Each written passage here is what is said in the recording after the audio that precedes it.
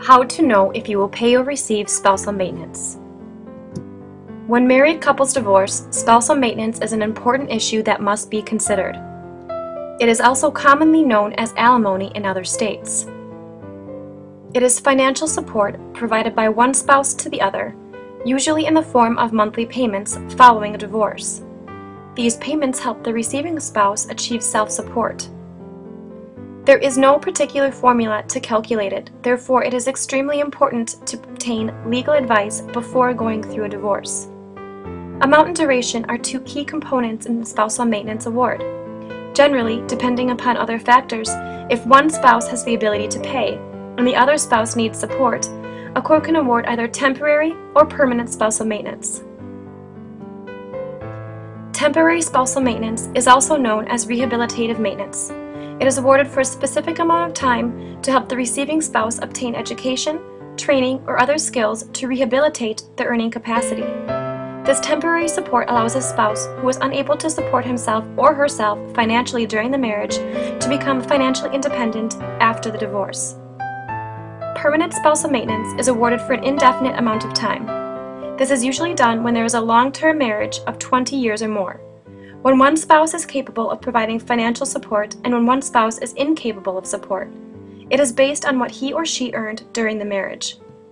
A court will look at several factors when setting the spousal maintenance amount. In regard to the spouse requesting the maintenance, a court will look at their financial resources, including property, the ability to meet needs independently, the probability of completing education or training given age and skills, and the probability of becoming fully or partially self-supporting given age or skills.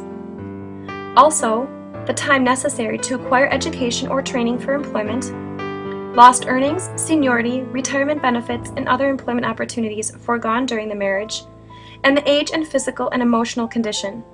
A court will also look at other issues, including the standard of living established during the marriage, the duration of the marriage, if one spouse is a homemaker, how long they have been out of the workforce, and whether their skills or education are outdated. Also, the ability of one spouse to meet their own needs along with those of the spouse requesting the spousal maintenance, the contribution of each spouse in acquiring property, and the contribution of each spouse in the appreciation in the value of the property. A court will not, however, take into account any allegation of marital misconduct.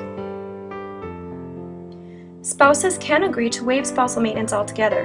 This means that the spouses agree they do not need financial support from one another. If a spouse waives spousal maintenance, they are unable to return to court at a later date and requesting maintenance no matter the circumstance.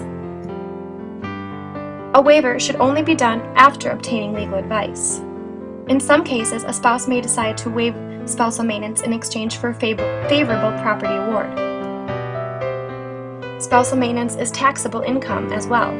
The person paying spousal maintenance to his or her former spouse can deduct spousal maintenance for his or her tax purposes. Likewise, the person receiving spousal maintenance must add the maintenance award to his or her income for tax purposes. When thinking about spousal maintenance, tax consequences must be taken into account, so be sure to ask your attorney. If spousal maintenance is an issue in your case, you should consult an attorney that is experienced in family law for any legal advice. So please know your facts. You can't afford to miss the free divorce fact pack at www.allaboutdivorcemn.com.